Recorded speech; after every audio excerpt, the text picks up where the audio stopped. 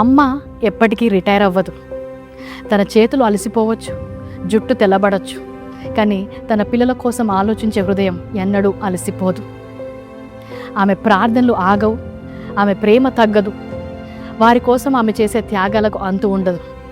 ఇల్లు నిశ్శబ్దంగా మారినా, పిల్లలు దూరంగా వెళ్ళినా వారి కోసం తన హృదయం కొట్టుకుంటూ ఉంటుంది. దేవుడు ప్రేమ గురించి వర్ణించినప్పుడు తల్లి ప్రేమతో పోలుస్తున్నాడు. అంతగా ప్రేమించే తల్లిని ప్రేమించడం మాత్రమే కాదు, కానీ గౌరవించాలి, సన్మానించాలి అని ప్రేమతో కూడిన ఆజ్ఞ మనకు ఇవ్వబడింది. నువ్వు ఊరుకో అమ్మా, నీకు అసలు ఏం తెలీదు అని ఒకసారి చికాకు పడుతుంటారు. ఆమెకు తెలిసి ఉండకపోవచ్చు, నీ అంత జ్ఞానం ఉండకపోవచ్చు, కానీ గౌరవం ఇవ్వాలి. నీ తల్లితో ఎలా మాట్లాడుతున్నావు?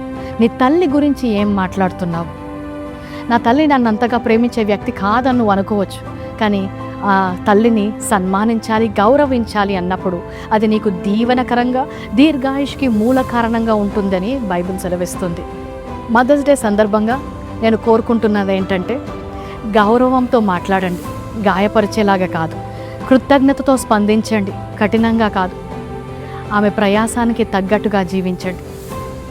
కన్నీటి ప్రార్థనలతో, విశ్వాసముతో, త్యాగాలతో మీ జీవితాన్ని దారపోస్తున్న ప్రతి మదర్కి హ్యాపీ మదర్స్ డే. దేవుడు మిమ్మల్ని దీవించునుగాక. మీ కుటుంబం యొక్క క్షేమాభివృద్ధి మీ కనులు చూచునుగాక.